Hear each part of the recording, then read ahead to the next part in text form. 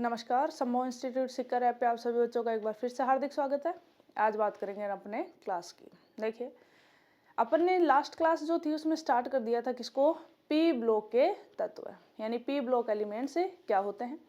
अब अपन बात करेंगे आज की पी कक्षक जो होते हैं उनके अंदर सामान्य गुण धर्मों में फर्स्ट अपन ने कंप्लीट कर लिया था इलेक्ट्रॉनिक कॉन्फ़िगरेशन। अब अपन पढ़ेंगे अन्य गुण हैं वो किस प्रकार से पाए जाते हैं। अब देखो, इनकी बात करेंगे हम कॉमन जनरल वे में, जैसे आयनिक ऊर्जा, जैसे परमाणुीय त्रिज्या, विद्युत ऋणता, ऑक्सीडेशन स्टेट और अक्रिय युग्म प्रभाव वगैरह। यानी ये एक वर्ग में जब अपन ऊपर से नीचे जाते हैं तो क्या होता है, और एक आवर्त में जब अपन लेफ्ट टू राइट जाते हैं तो कैसे बढ़ते हैं या घटते हैं। बात करते हैं एक एक करके। देखिए, सबसे पहले टॉपिक क्या है अपना, पी ब्लॉक। देखिए, चल क्या रहा था, पी ब्लॉक के सामान्य गुणधर्म, सामान्य गुणधर्म।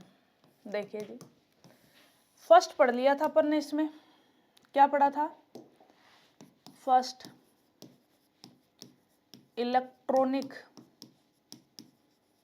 विन्यास कंप्लीट कर लिया था ये अपन ने हर एक फैमिली का। अब अपन पढ़ते हैं सेकंड, आज की क्लास स्टार्ट करते हैं आयनिक त्रिज्या व परमाणुवीय, परमाणुवीय कैसे लिखते हैं, परमाणुवीय ऐसे थोड़ी लिखते हैं, परमाणुवीय त्रिज्या। देखो, आयनिक और परमाणुीय त्रिज्या में फर्क क्या है वो देखो। पहले तो क्या कहते हैं, एक कोई उदासीन परमाणु है, नाभिक होगा, नाभिक के चारों तरफ क्या होंगे, इलेक्ट्रॉन होंगे, ये कक्षक होते हैं। तो अपन क्या कहते हैं, कोई भी उदासीन परमाणु है उसमें नाभिक से लेकर बाहर, सबसे बाहर वाला संयोजकता कोश, उसके बीच की जो दूरी होती है वो तो क्या कहलाती है, उनकी सामान्य, या एक परमाणु है तो क्या कहलाती है, उसकी परमाणुवीय त्रिज्या। ठीक है, ये बात कर रहे हैं अपन किसमें, जब परमाणु कैसा है, उदासीन। अब अगर ये परमाणु है या तो इलेक्ट्रॉन दे दे या इलेक्ट्रॉनों को क्या कर लें अपन, इसमें ग्रहण कर लें। तो देखो, अगर अपन ये इलेक्ट्रॉन दे देता है तब तो किसका निर्माण कर लेता है, धनायन का। और अगर ये इलेक्ट्रॉन ग्रहण कर ले तो इसमें क्या बन जाता है, ऋणायन। देखिए, इनकी त्रिज्या की बात करें, एकदम आसान भाषा में समझाओ तो अपन क्या कहेंगे, जैसे जैसे धनायन बनता है तो क्या कहते हैं, इलेक्ट्रॉन निकलते जाते हैं, इलेक्ट्रॉन निकलते जाते हैं तो नाभिक में प्रोटॉन बढ़ते जाते हैं, जिसके कारण नाभिक का आकर्षण बल क्या हो जाता है, ज्यादा। तो नाभिक इसको अपनी तरफ ज्यादा खींचता है तो अपन क्या कहते हैं, इस त्रिज्या जो है इसमें क्या हो जाती है, कमी। यानी धनायन होता है उसमें हमेशा त्रिज्या क्या पाई जाती है, कम। ऋणायन की बात करते हैं, ऋणायन क्या होता है, तो अपन ने कहा इलेक्ट्रॉन ज्यादा हो जाएंगे। अब देखो, जब इलेक्ट्रॉनों की संख्या अपन लगातार बढ़ा रहे हैं तो क्या कहेंगे, एक तो इलेक्ट्रॉन इलेक्ट्रॉन में प्रतिकर्षण लगता है तो ये दूर दूर जाते हैं, दूसरा नाभिक का आकर्षण बल क्या हो जाता है, कम, जिसके कारण क्या कहते हैं, नाभिक और सबसे बाह्यतम कोश जो है उसके बीच की त्रिज्या में क्या हो जाती है, वृद्धि। तो आप हमेशा ध्यान रखेंगे, ऋणायन की त्रिज्या हमेशा क्या होती है, ज्यादा, फिर किसकी होती है, उदासीन, और धनायन की त्रिज्या हमेशा क्या होती है, कम। ठीक है, ये तो हो गई बात।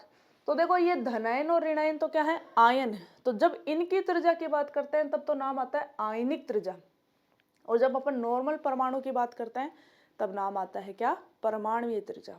देखिए, पी ब्लॉक के अंदर अगर बात करेंगे अपन तो अपन कहेंगे, सबसे पहले देखो पी ब्लॉक में कौन कौन से तत्व है अपने पास में, तो अपन ने कहा बोरोन फैमिली से लेकर अक्रिय गैस तक है। तो अपन ऐसे कहें, इधर से इधर जाते हैं, इधर से इधर का मतलब है आवर्त सारणी में किधर जा रहे हैं, लेफ्ट टू राइट। हमेशा ध्यान रखेंगे आकार में क्या होती है, कमी। कारण होता है इधर से इधर जाने पर नाभिकीय आवेश जो होता है, नाभिकीय आवेश, उसके मान में हमेशा क्या होती है, वृद्धि। और इधर से इधर जाते हैं तो अपन क्या कहेंगे, अप टू डाउन जा रहे हैं, एक ही वर्ग के अंदर जा रहे हैं तो क्या कहेंगे, आकार जो है उसमें हमेशा क्या हो जाती है, वृद्धि। इसका कारण होता है नाभिक जो होता है उसके चारों तरफ जो मुख्य कोष होते हैं उनकी संख्या में क्या हो जाती है, वृद्धि हो जाती है। जैसे एक एग्जांपल देखिए, हेलोजन फैमिली लिए अपन ने, जैसे ये फ्लोरीन का आकार है, ठीक है। क्लोरीन के आकार की बात करें तो इसमें देखो यहाँ पर आकार में क्या हो जाएगी, वृद्धि, क्योंकि इसके पास 9 इलेक्ट्रॉन, इसके पास 17 है। फिर बात करें ब्रोमीन की तो इलेक्ट्रॉनों की संख्या 35 इलेक्ट्रॉनों को भरने के लिए और ज्यादा कक्षकों की आवश्यकता। और इससे नीचे कौन है, आयोडीन 53, और भी ज्यादा क्या चाहिए अपन को, कक्षक। तो क्या कहते हैं, जैसे जैसे अप टू डाउन जाते हैं वैसे वैसे त्रिज्या में क्या होती जाती है, वृद्धि होती जाती है। तो एक लाइन लिख देंगे अपन सबसे पहले कि आवर्त सारणी में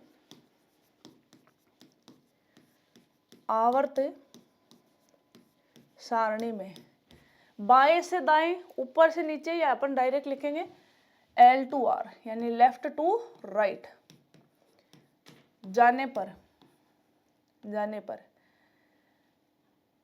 पहले क्या लिखूं, आयनिक लिखूं क्या, या परमाणु लिख देते हैं, जाने पर परमाणु की त्रिज्या में कमी होती है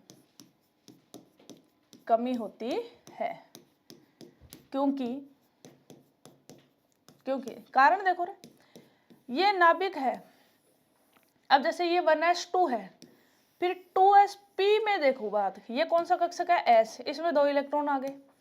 अब ये कौन सा कक्षक है, p, तो देखो यहाँ पे प्रोटॉन की संख्या लगातार परमाणु क्रमांक बढ़ने के साथ साथ बढ़ता जाएगा, ठीक है।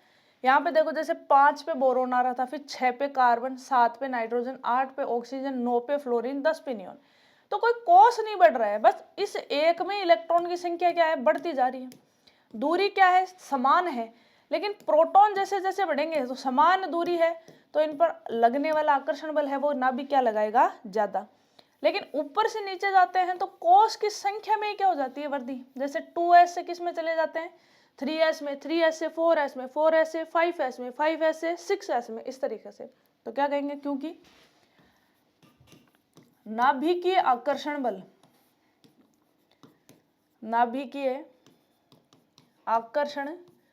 बल में वृद्धि होती है, जबकि एक ही वर्ग में, ये सब पर लागू हो रहा है तो अलग से लिखने की जरूरत नहीं है, एक ही वर्ग में अप टू डाउन जाने पर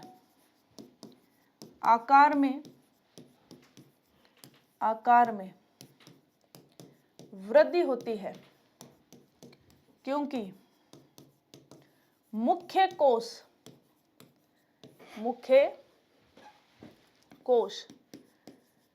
की संख्या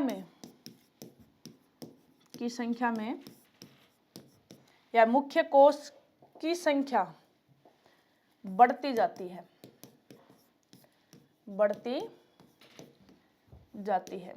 लेकिन देखो अब एक यहाँ पे ट्विस्ट है, क्या बात करेंगे यहाँ पर अर्धपूरित और पूर्ण पूरित इलेक्ट्रॉनिक के विन्यास की।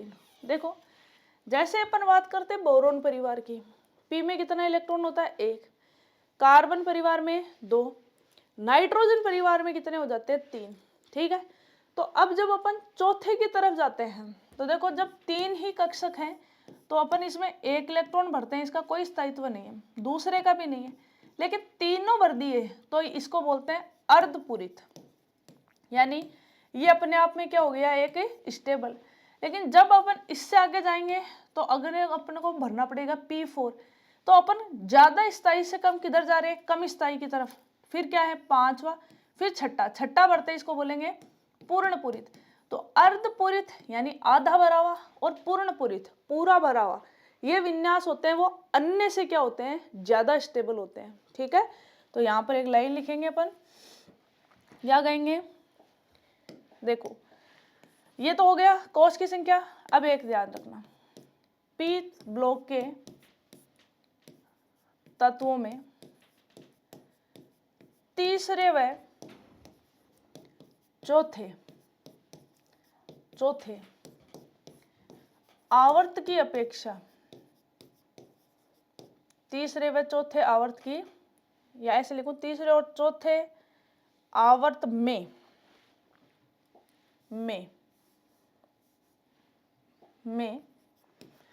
अपेक्षाकृत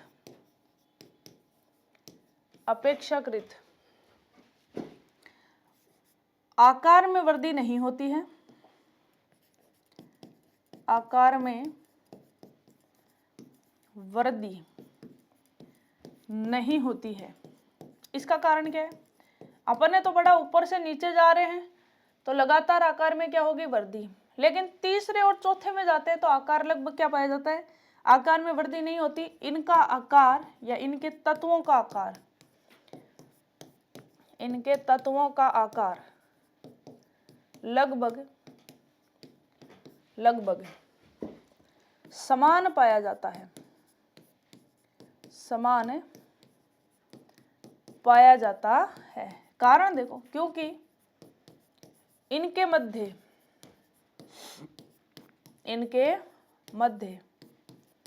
संक्रमण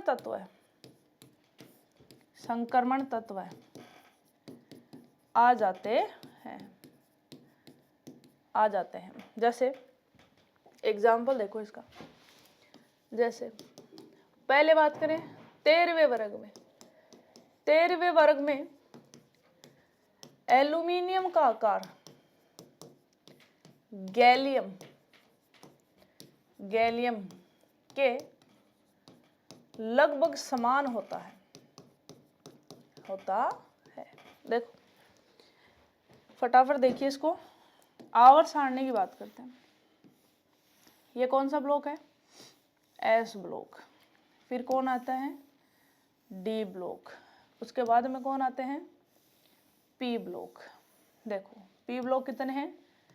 ये अपने पास में इस तरीके से 4 5 ये क्या 6। देखो सबसे पहले बढ़ते हैं हाइड्रोजन, तो इधर किसको भर देते हैं? हीलियम। ये तो कौन सा आवर्त है? फर्स्ट। जो ये लाइनें होती है ना, इनको आवर्त बोलते हैं। ऊपर से नीचे वर्ग होता है।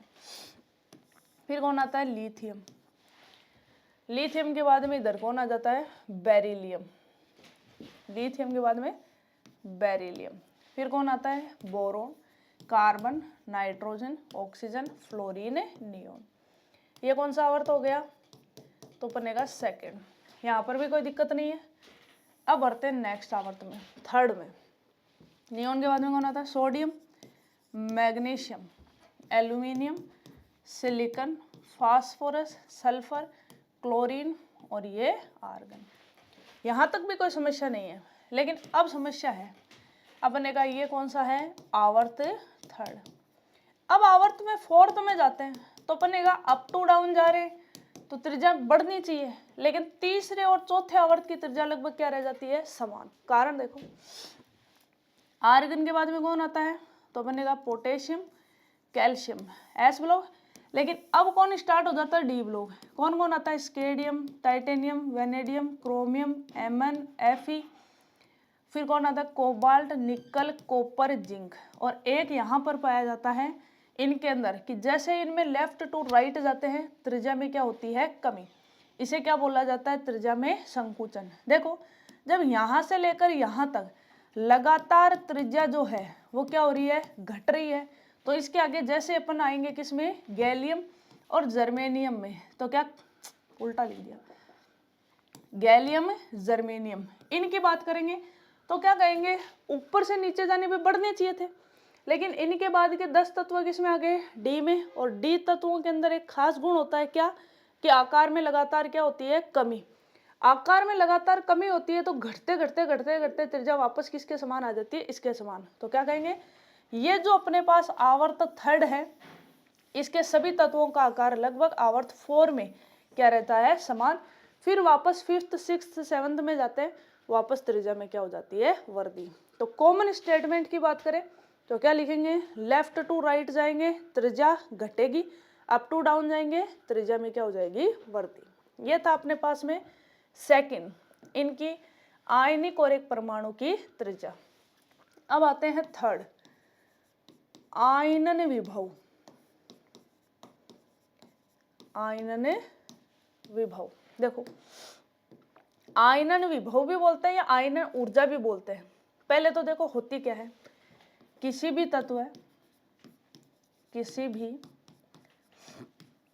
तत्व के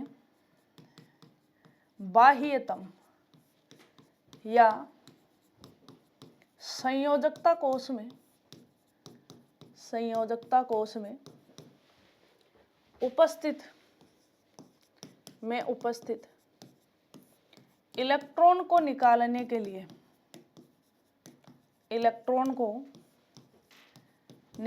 के लिए आवश्यक ऊर्जा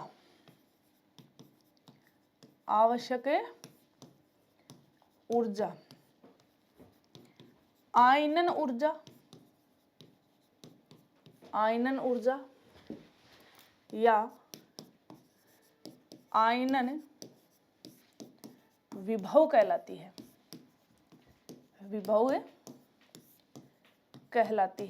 देखो एक चीज और, एक उदासीन परमाणु में से इलेक्ट्रॉन निकालेंगे तो वो हमेशा क्या बनेगा, धनायन। दूसरा इलेक्ट्रॉन और निकालें तो ऊर्जा ज्यादा देनी पड़ेगी। क्यों? क्योंकि जैसे जैसे धनायन बनता जाएगा वैसे वैसे नाभिक का अट्रैक्शन फोर्स क्या लगेगा, ज्यादा। तो क्या कहेंगे, किसी भी तत्व में उदासीन परमाणु की बजाय धनायन में से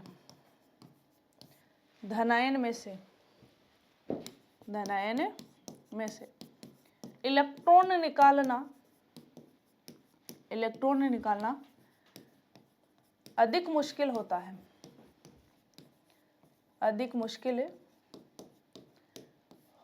है। जैसे आयनन ऊर्जा है, आयनाइजेशन एनर्जी, एक इलेक्ट्रॉन के लिए दी, ओके, लेकिन दूसरा इलेक्ट्रॉन निकालेंगे तो ऊर्जा क्या देनी पड़ेगी, ज्यादा। तीसरा निकालेंगे तो ऊर्जा और भी क्या देनी पड़ेगी, ज्यादा। कारण क्या है, देखो सबसे पहले अपन ने कहा एक परमाणु है, ये इसके बाहर की तरफ क्या है, कोश, इसमें एक इलेक्ट्रॉन है। इस इलेक्ट्रॉन को निकालने के लिए दी गई ऊर्जा, जैसे इलेक्ट्रॉन निकालेंगे ये धनायन बन जाएगा। अभी बताया था धनायन की त्रिज्या क्या हो जाती है, छोटी, यानी नाभिक का आकर्षण बल क्या लगेगा, ज्यादा। अब इसमें से इलेक्ट्रॉन निकालना है तो नाभिक है इलेक्ट्रॉन पर क्या लगाता है, आकर्षण बल। तो इलेक्ट्रॉन लगाने के लिए जितनी ऊर्जा पहले दी थी उससे क्या देनी पड़ेगी, ज्यादा। अब अगर और ज्यादा इलेक्ट्रॉन निकालने, जैसे एल्यूमिनियम है, इसको पहले एक निकालो +1, फिर दूसरा निकालो +2, फिर बनाओ +3। तो जैसे जैसे ज्यादा इलेक्ट्रॉन निकालेंगे दी जाने वाली ऊर्जा का मान हमेशा क्या होता जाएगा, बढ़ता जाएगा। ठीक है, अब बात करते हैं कॉमन स्टेटमेंट की, कि आवर्त सारणी में क्या से किधर जाने पर क्या होता है। देखो सबसे पहला लेफ्ट टू राइट जाए तो क्या कहते हैं, त्रिज्या में क्या होती है, कमी। इसका मतलब नाभिक का आकर्षण बल ज्यादा, इसका मतलब इलेक्ट्रॉन निकालना उतना ही मुश्किल। तो क्या कहेंगे, आयनाइजेशन एनर्जी का मान लेफ्ट टू राइट जाने पर क्या होता है, बढ़ता। तो एक ही आवर्त में जैसे जैसे अपन बाएं से दाएं जाते हैं आयनाइजेशन एनर्जी क्या होती है, बढ़ती है। अप टू डाउन जाए एक ही वर्ग में तो क्या कहते हैं, परमाणु की त्रिज्या में क्या होती है, वर्दी। परमाणु की त्रिज्या अगर ज्यादा है तो आसानी से इलेक्ट्रॉन निकाल लेंगे, इसका मतलब आवश्यक ऊर्जा के मान में क्या हो जाती है, कमी। तो देखो क्या लिखेंगे, आवर्त सारणी में एक ही आवर्त में बाएं से दाएं जाने पर आयनन ऊर्जा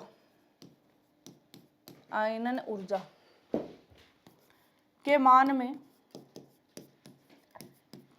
में वृद्धि होती है, जबकि एक ही वर्ग में अप टू डाउन जाने पर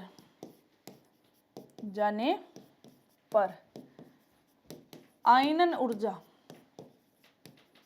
आयनन ऊर्जा के मान में कमी होती है, होती है। ये तो है कॉमन। लेकिन अब देखो, बोरोन परिवार है, कार्बन परिवार, नाइट्रोजन परिवार, ऑक्सीजन परिवार, हेलोजन परिवार, और ये कौन है अपने पास में, हेलोजन परिवार। ठीक है, देखो हेलोजन और अक्रिय गैस। लेकिन अब यहाँ पे एक देखो, सबका इलेक्ट्रॉनिक विन्यास क्या है, तो बनेगा इसका क्या था, NS2 NP1, एक इलेक्ट्रॉन निकाल दो, कोई समस्या नहीं। NS2 NP2, कोई फर्क नहीं पड़ेगा। लेकिन NS2 NP3 अभी बताया था कि जिसमें तीनों में एक एक इलेक्ट्रॉन होते हैं तो उसका स्थायित्व ज्यादा होता है, कारण इसका अर्धपूरित। इसकी बात करें तो इधर से इधर जाने पे मान बढ़ना चाहिए, तो बनेगा NS2 NP4। तो देखो इसमें क्या है, 4 थे, एक इलेक्ट्रॉन निकालते हैं कितने बचेंगे, 3। इसका मतलब इसका स्थायित्व तो बढ़ रहा है। तो क्या कहेंगे, होना तो चाहिए ऑक्सीजन की विद्युत वो आयनन विभव ज्यादा, लेकिन नाइट्रोजन का ज्यादा होता है। क्यों, क्योंकि नाइट्रोजन का स्थायी इलेक्ट्रॉनिक विन्यास में से इलेक्ट्रॉन निकालते हैं, जबकि ऑक्सीजन एक इलेक्ट्रॉन देने के बाद क्या हो जाता है, स्थायी हो जाता है। ऐसे इसकी बात करें हेलोजन फैमिली में कोई दिक्कत नहीं है। देखो यहाँ जितने भी गुण पढ़ेंगे ना, उसमें एक चीज ध्यान रखना आप, ये दो वर्ग जो है ना, इन दोनों के अंदर चेंज आएगा। जो चीज इधर से इधर जाते हैं, बढ़नी चाहिए घटनी चाहिए जो भी है, लेकिन ये दोनों फैमिली यहाँ दिक्कत करेंगे। कारण होता है नाइट्रोजन परिवार का क्या होता है, इलेक्ट्रॉनिक विन्यास अर्धपूरित होने के कारण क्या होता है, ज्यादा स्थायी होता है। ठीक है, तो देखो जी इसको एक लाइन लिखेंगे, क्या कहेंगे, इसका भी देखो, इसमें से भी इलेक्ट्रॉन निकालना बहुत मुश्किल है, कारण ये कैसा विन्यास है, पूर्ण पूरित, यानी ये दोनों विन्यास क्या होते हैं, अपने आप में स्टेबल होते हैं। ठीक है, तो देखिए एक लाइन लिख देते हैं अपन कि आवर्त सारणी में, आवर्त सारणी में 15वें वर्ग, 15वें वर्ग यानी नाइट्रोजन परिवार की आयनन ऊर्जा, आयनन ऊर्जा 16वें वर्ग से, 16वें वर्ग से अधिक पाई जाती है, अधिक पाई जाती है। देखो कॉमन स्टेटमेंट तो था इधर से इधर जाने पे बढ़ती है, तो 15वें की बजाय ज्यादा किसकी होनी चाहिए थी, 16वें की, लेकिन होती किसकी ज्यादा है, 15वें की, अधिक पाई जाती है। क्योंकि इन तत्वों में या इन तत्वों का इलेक्ट्रॉनिक विन्यास, इलेक्ट्रॉनिक विन्यास अर्धपूरित होने के कारण, अर्धपूरित होने के कारण एक स्थायी विन्यास होता है, एक स्थायी इलेक्ट्रॉनिक विन्यास होता है, जिसमें से इलेक्ट्रॉन निकालने के लिए, इलेक्ट्रॉन निकालने के लिए अधिक ऊर्जा की आवश्यकता होती है, अधिक ऊर्जा की आवश्यकता होती है। ठीक है, दूसरा देखो इसी में और लिख दें, 18वें वर्ग की बात करें तो क्या कहेंगे, 18वें वर्ग की आयनन ऊर्जा का मान, आयनन ऊर्जा का मान सर्वाधिक होता है। कारण भाई कोई भी इलेक्ट्रॉन है, कोई भी तत्व है, वो इलेक्ट्रॉन देता है, इलेक्ट्रॉन ग्रहण करता है। क्यों, ताकि उसका इलेक्ट्रॉनिक विन्यास किसके बराबर हो सके, अक्रिय गैसों के बराबर, यानी 18वें वर्ग के बराबर। अब जब इसमें से के बराबर होना चाहते हैं तो अपन इसमें से इलेक्ट्रॉन निकाल रहे हैं, इसका मतलब एक बहुत स्थायी इलेक्ट्रॉनिक विन्यास को अपन क्या कर रहे हैं, डिस्टर्ब। तो यहाँ पे जो आवश्यक ऊर्जा है उसका मान और भी क्या होगा, ज्यादा में सर्वाधिक होता है, अर्थात इन तत्वों से इलेक्ट्रॉन निकालना बहुत मुश्किल होता है, बहुत मुश्किल होता है। ओके, नेक्स्ट देखिए, थर्ड पॉइंट क्या कहते हैं, आयनन विभव का मतलब तो क्या था, इलेक्ट्रॉन को निकालना। लेकिन देखो जैसे जैसे अपन इधर से इधर जाते हैं, यानी बोरोन था तो क्या करेगा, इसके पास 3 इलेक्ट्रॉन थे तो इसके जैसा होने के लिए तीनों इलेक्ट्रॉन दे देगा, यानी ऑक्सीकरण अवस्था कौन सी दर्शाएगा, +3। इसके पास 4 हैं, अष्टक पूरा करने के लिए 4 और चाहिए, तो अपन ने कहा जैसे मान लो ये चारों दे दे या चारों ग्रहण कर ले, ठीक बात है।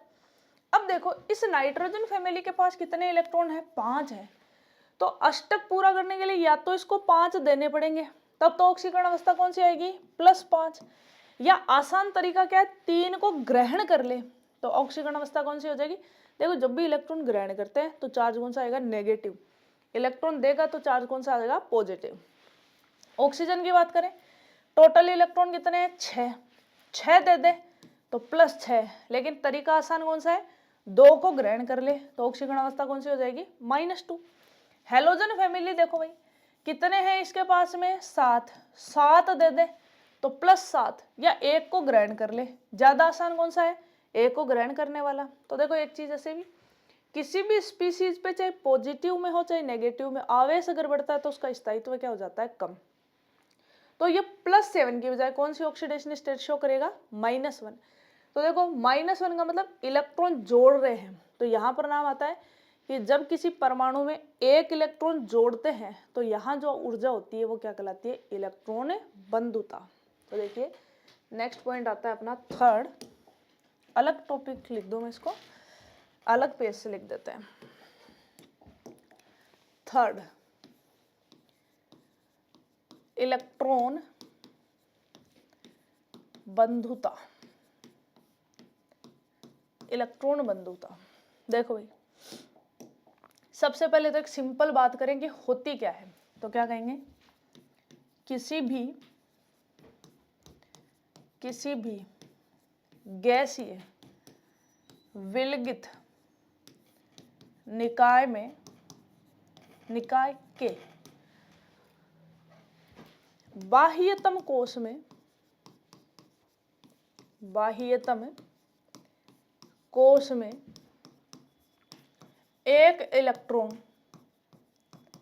एक इलेक्ट्रॉन को जोड़ने के लिए या जोड़ने पर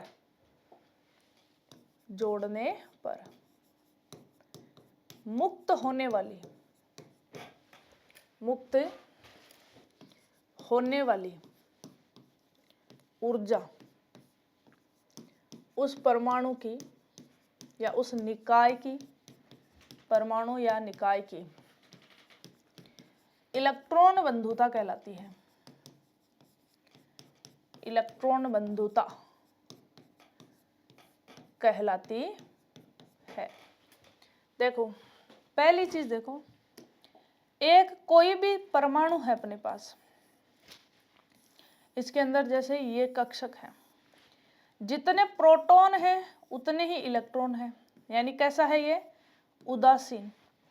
एक इलेक्ट्रॉन जोड़ो, ठीक है, जैसे इलेक्ट्रॉन जोड़ेंगे तो यहाँ पे एनर्जी निकलेगी, यानी पहली जो इलेक्ट्रॉन बंधुता होती है, इलेक्ट्रॉन एफिनिटी बोलते हैं इसको, तो क्या कहेंगे, पहली बार इलेक्ट्रॉन जोड़ेंगे तो ये ऊर्जा निकलेगी, यानी पहला मान तो किस में आता है, नेगेटिव में। लेकिन जैसे अपन ने इस परमाणु में इलेक्ट्रॉन जोड़ दिया, अब इस पूरे पे इलेक्ट्रॉन की संख्या प्रोटॉन से क्या हो गई, ज्यादा, तो इस पे चार्ज कौन सा आ गया, नेगेटिव।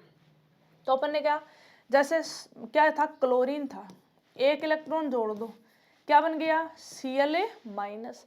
अब अगर अपन को इस पे और इलेक्ट्रॉन जोड़ना है, ठीक है, तो अपन क्या कहते हैं कि दूसरा इलेक्ट्रॉन और आएगा, इस पे खुद पे आवेश कौन सा है, नेगेटिव, इलेक्ट्रॉन पर भी आवेश क्या है, नेगेटिव। नेगेटिव में क्या लगेगा, प्रतिकर्षण, तो अगर अपन को जोड़ना है तो अब ऊर्जा निकलेगी नहीं, अब अपन को ऊर्जा देनी पड़ेगी। तो देखो पहली बार इसका मान क्या होता है, नेगेटिव, यानी ऊष्मा निकलती है, लेकिन दूसरा इलेक्ट्रॉन जोड़ने के लिए ऊष्मा देनी पड़ती है। जैसे ऑक्सीजन था, -1 बना दो, कोई दिक्कत नहीं, लेकिन अब इसको अगर अपन -2 बनाएंगे तो अपन को ऊर्जा देनी पड़ेगी। तो देखो इसमें भी लिख देते हैं अपन, कारण क्या होता है कि नेगेटिव नेगेटिव के बीच में क्या लगने लग जाता है, रिपल्सन। तो देखो एक लाइन लिखेंगे, किसी भी तत्व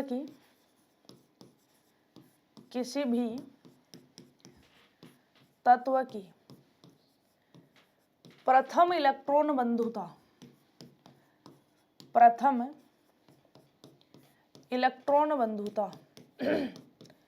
का मान ऋणात्मक होता है। ऋणात्मक का मतलब ऊर्जा निकलती है, होता है, परंतु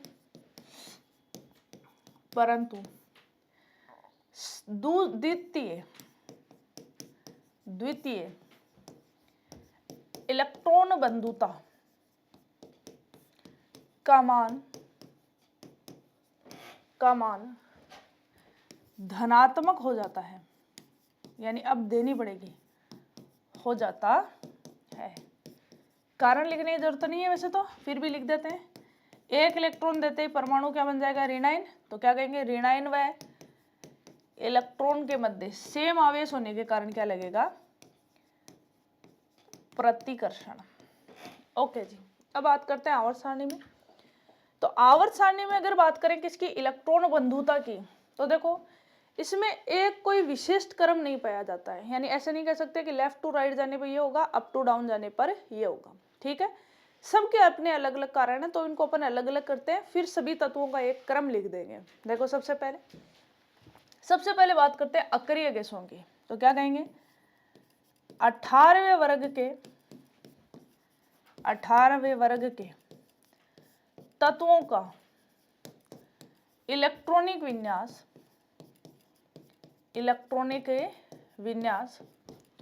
एक स्थायी इलेक्ट्रॉनिक विन्यास होता है, एक स्थायी इलेक्ट्रॉनिक विन्यास होता है। तो बताओ कोई भी स्थायी है वो अपने में इलेक्ट्रॉन जोड़ना चाहेगा क्या, नहीं। तो क्या कहेंगे, होता है। अतः इनमें इलेक्ट्रॉन जोड़ने के लिए अत्यधिक ऊर्जा की आवश्यकता होती है, अत्यधिक ऊर्जा की आवश्यकता होती है। पहली बात तो ये। दूसरी बात ये कि यहाँ पर ये कोई भी इलेक्ट्रॉनों को जोड़ने में रुचि नहीं लेते हैं, यानी इलेक्ट्रॉन जोड़ते ही नहीं है। इसका मतलब इनके लिए इसका मान लगभग कितना माना जाता है, 0। आवश्यक ऊर्जा बहुत ज्यादा है, तो बहुत ज्यादा वाली कैलकुलेट नहीं कर पाएंगे, तो अपन इसका मानेंगे कितना, 0 होती है। यह वर्ग अपने में इलेक्ट्रॉन जोड़ने की रुचि नहीं रखता है। अतः इसके लिए इलेक्ट्रॉन बंधुता के मान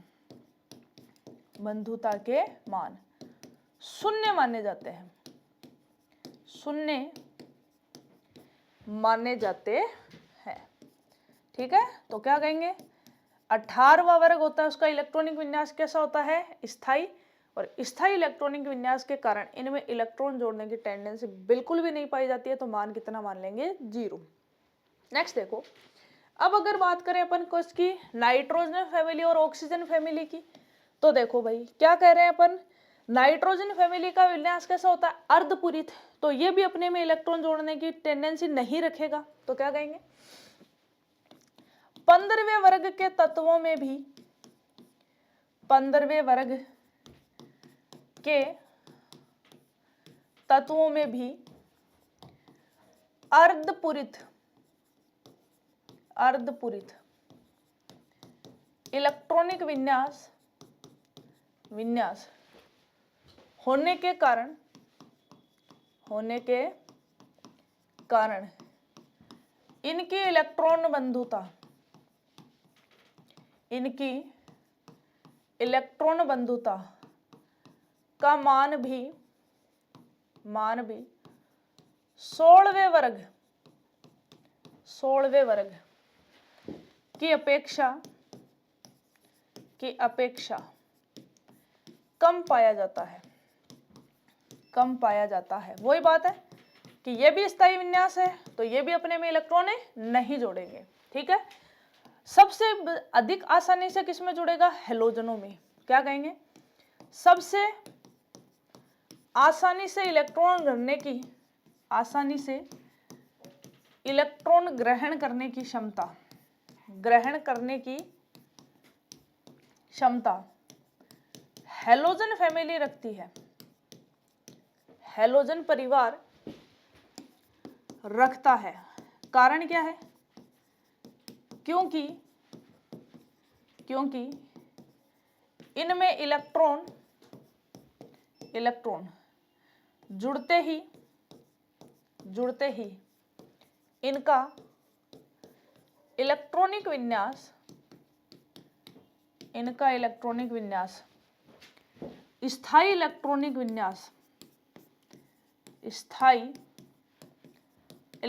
विन्यास बन जाता है। ठीक है, तो देखो इसमें अगर अपन बात करें अब आवर्त सारणी के अंदर, तो इन फैमिली का एक विशेष क्रम आता है। ठीक है, ये आपको याद रखना पड़ेगा। क्यों? लगातार नहीं है। तो क्या कहेंगे? पी ब्लॉक के तत्वों में इलेक्ट्रॉन बंधुता का क्रम देखो कैसे होता है। सबसे पहले क्या कहेंगे? सबसे कम तो किसका होता है? अक्रिय गैसों का, जैसे नियोन। कारण विन्यास कैसा है? पूर्ण पूरित इलेक्ट्रॉनिक विन्यास। इसमें इलेक्ट्रॉन जुड़ने की टेंडेंसी बिल्कुल ही क्या होती है? 0। इसके बाद कौन आता है? अर्धपूरित यानी नाइट्रोजन परिवार। कारण अर्धपूरित इलेक्ट्रॉनिक विन्यास। अब बात करें तो अस्थायी, जैसे बोरॉन फैमिली में जोड़ भी दे तो कोई फर्क नहीं पड़ेगा, कार्बन फैमिली में जोड़ दे तो कोई फर्क नहीं पड़ेगा, फिर ऑक्सीजन फैमिली और फिर हेलोजन। हेलोजनों में सबसे ज्यादा क्यों है? क्योंकि एक इलेक्ट्रॉन जुड़ते ही क्या बन जाएगा? स्थायी। और यहां पर अगर बात करें ऑक्सीजन में तो 2 इलेक्ट्रॉन जुड़ते ही स्थायी। तो एक ही वर्ग के तत्वों की अगर अपन बात करें बोरॉन से लेकर नियोन तक, तब तो क्रम आता है ये। हेलोजन फैमिली में अगर बात करें भाई, एक चीज लिख सकते हैं क्या कि हेलोजन परिवार के लिए इलेक्ट्रॉन बंधुता का मान क्या होता है? सर्वाधिक होता है। तो यहां पर नोट डाल के लिख देंगे अपन कि आवर्त सारणी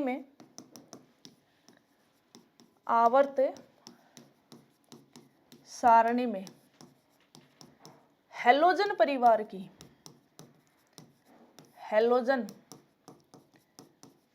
की इलेक्ट्रॉन बंधुता सर्वाधिक होती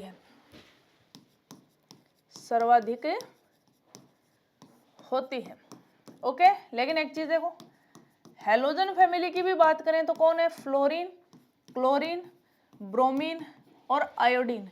इनमें अगर बात करें तो इनमें भी सर्वाधिक किसकी होती है? क्लोरीन। फ्लोरीन की क्यों नहीं होती? क्योंकि फ्लोरीन का छोटा आकार है, एक इलेक्ट्रॉन और जोड़ेंगे तो नेगेटिव चार्ज बढ़ जाएगा। लेकिन क्लोरीन जो है इसमें क्या पड़े रहते हैं? आराम से कक्षक पड़े रहते हैं और इन कक्षकों में इलेक्ट्रॉन को आसानी से ग्रहण किया जा सकता है। तो इसी के अंदर एक लाइन और लिख देंगे कि पूरी आवर्त सारणी में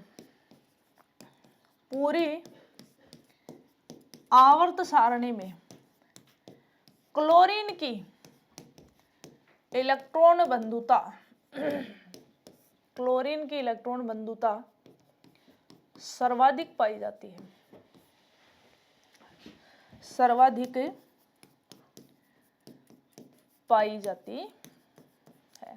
ठीक है।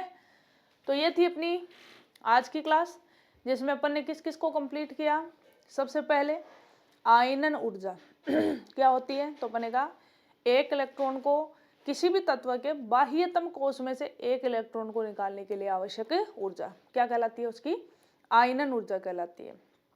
सेकंड अपन ने पढ़ा किसको, इसका जस्ट विपरीत इलेक्ट्रॉन बंधुता। इलेक्ट्रॉन बंधुता क्या होती है, तो अपन ने कहा इलेक्ट्रॉन को निकालना नहीं है, इस बार इलेक्ट्रॉन को परमाणु में जोड़ना है। तो परमाणु में इलेक्ट्रॉन जोड़ने के लिए जो ऊर्जा है उसका नाम क्या होता है, इलेक्ट्रॉन बंधुता। सबसे आसान किस में है, तो अपन ने कहा हेलोजन फैमिली के अंदर जोड़ना सबसे आसान है।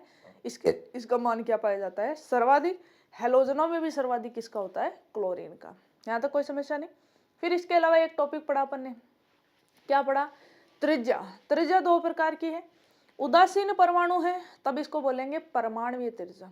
उदासीन का मतलब क्या होता है, तो अपन ने कहा एक कोई भी परमाणु है उसमें नाभिक से लेकर उसके सबसे बाह्यतम कोश के बीच की जो दूरी है वो क्या कहलाती है, उसकी त्रिज्या कहलाती है। ठीक है, उदासीन परमाणु के। लेकिन जैसे अपन इसमें इलेक्ट्रॉन जोड़ देंगे तो इलेक्ट्रॉन कहाँ रहते हैं, कक्षकों में। कक्षकों की संख्या बढ़ती है, इसका मतलब ऋणायन की त्रिज्या जो होती है वो उदासीन से क्या हो जाती है, अधिक। अगर इलेक्ट्रॉन निकाल ले तो उसका क्या बना जाएंगे, धनायन। धनायन का मतलब है इलेक्ट्रॉन निकालते ही नाभिक में प्रोटॉनों की संख्या में क्या हो जाती है, वृद्धि। जैसे ही नाभिक के अंदर क्या बढ़ेंगे, प्रोटॉन, इसका मतलब प्रोटॉन जो है वो ज्यादा आकर्षण बल लगाएंगे। नाभिक हमेशा किसी भी कक्षक में इलेक्ट्रॉन हो चाहिए क्या लगाता है, नाभिक पे पॉजिटिव, इलेक्ट्रॉन पे नेगेटिव, दोनों के बीच में कौन सा बल लगता है, आकर्षण बल। तो इलेक्ट्रॉनों को खींचता है नाभिक, जितना अधिक इलेक्ट्रॉनों को खींचेगा इसका मतलब उस पर जो आकार है वो उतना ही क्या हो जाएगा, कम हो जाएगा। ठीक है, तो धनायन की त्रिज्या जो होती है वो क्या हो जाती है, कम। अब एक चीज ध्यान रखना, धनायन पर जैसे जैसे आवेश बढ़ता जाता है नाभिक का आकर्षण पावर बढ़ता है, यानी त्रिज्या वैसे वैसे घटती जाती है। और अगर बात करें किसकी, ऋणायनों की, तो ऋणायन में जैसे जैसे नेगेटिव चार्ज बढ़ता जाता है वैसे वैसे इलेक्ट्रॉन बढ़ते जाते हैं, तो इसकी त्रिज्या लगातार क्या होती जाती है, बढ़ती जाती है। ठीक है, तो यहाँ पर एक नाम आया आयनिक त्रिज्या। आयनिक त्रिज्या का मतलब होता है किसी भी तत्व को आयन बना दो, यानी अब वो क्या नहीं होना चाहिए, उदासीन नहीं होना चाहिए। तो उदासीन की बजाय आयनिक यानी धनायन और ऋणायन की जो त्रिज्या देखी जाती है वो क्या कहलाती है, आयनिक। कॉमन स्टेटमेंट अपन ने पढ़े कि आवर्त सारणी में लेफ्ट टू राइट जाते हैं। ठीक है जी, तो क्या होता है, तो अपन ने कहा सबसे पहले क्या कहेंगे, इधर से इधर गए तो क्या कहते हैं, आकार में क्या हो जाती है, कमी, कारण इनकी इलेक्ट्रॉन नेगेटिविटी। अगले क्लास में यही पढ़ेंगे, इलेक्ट्रॉन नेगेटिविटी क्या होती है, इसमें क्या हो जाती है, वृद्धि। इलेक्ट्रॉन नेगेटिविटी बढ़ती है, इसका मतलब इलेक्ट्रॉन आयनाइजेशन एनर्जी भी क्या हो जाती है, बढ़ जाती है। ठीक है, दूसरा देखो, इधर से इधर गए, त्रिज्या के मान में क्या हो जाती है, वृद्धि। त्रिज्या अगर बढ़ती है तो क्या कहेंगे, आयनन ऊर्जा जो है इसके मान में क्या हो जाती है, कमी। यानी इस तरफ इलेक्ट्रॉनों को जोड़ना आसान है, यानी इलेक्ट्रॉन बंधुता अधिक होती है। इस तरफ अगर जाते हैं तो इलेक्ट्रॉनों को निकालना आसान है, यानी इनके लिए आयनन ऊर्जा का मान क्या होता है, कम हो जाता है। ठीक है, तो इधर इलेक्ट्रॉन जोड़ना आसान है, इधर इलेक्ट्रॉन निकालना आसान है। कारण आकार अगर बड़ा है तो नाभिक जो है उसका आकर्षण बल क्या हो जाता है, कम। ओके, तो ये तीन टॉपिक जो थे वो अपन ने आज की क्लास में कंप्लीट कर लिए। एक चीज का ध्यान रखेंगे हमेशा जब भी अपन पढ़ेंगे, एक तो अक्रिय गैसों में ये मान किस प्रकार का होता है ये ध्यान रखेंगे। एक जो भी चेंज आएगा वो कहाँ पर आएगा, नाइट्रोजन से ऑक्सीजन परिवार में जाने के कारण जो मान घटना चाहिए या तो वो घटेगा नहीं, या जो मान बढ़ना चाहिए वो बढ़ेगा नहीं। यानी इन मानों के अंदर दिक्कत कहाँ आएगी, नाइट्रोजन और ऑक्सीजन फैमिली के अंदर। कारण नाइट्रोजन परिवार होता है उसका इलेक्ट्रॉनिक विन्यास कैसा होता है, अर्धपुरीज, जो एक प्रकार का क्या होता है, स्थायी इलेक्ट्रॉनिक विन्यास होता है। ठीक है, तो कॉमन स्टेट तो बोल देते हैं अपन, लेकिन नाइट्रोजन और ऑक्सीजन परिवार जो है इनके बीच में अपन थोड़ा सा क्या रखेंगे, ध्यान। ओके, मिलते हैं आपसे नेक्स्ट क्लास में नए टॉपिक के साथ में, तब तक के लिए धन्यवाद।